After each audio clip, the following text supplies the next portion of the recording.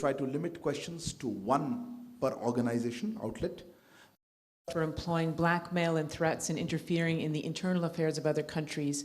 And I was wondering whether that had any impact on your efforts to come to a joint communication. The G20 ministers, after the discussions today and the negotiations which preceded it, we have agreed to issue a common position where the G20 as a group has come together and arrived at a consensus on many important issues.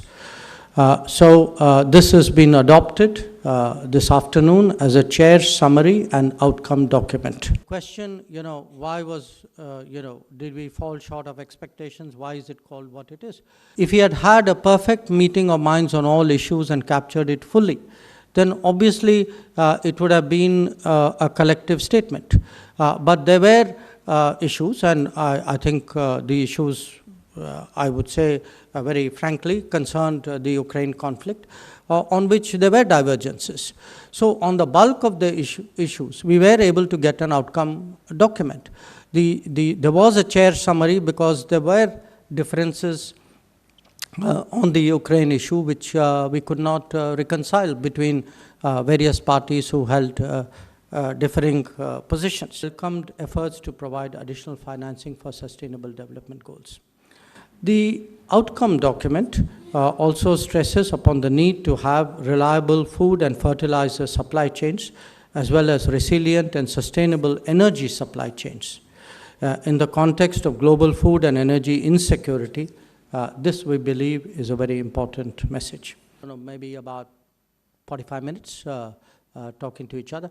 And the bulk of our conversation, understandably, was about the current state of our relationship, which many of you have heard me describe as abnormal. And I think those were among the adjectives that I used in that meeting. We have there are real problems in that relationship that need to be looked at, that need to be discussed very openly and candidly between us. That's what we sought to do today. We also had a brief discussion on what was happening in the G20 framework, but the thrust of the meeting was really on our bilateral relationship and the challenges in the bilateral relationship, especially that of peace and tranquility in the border areas.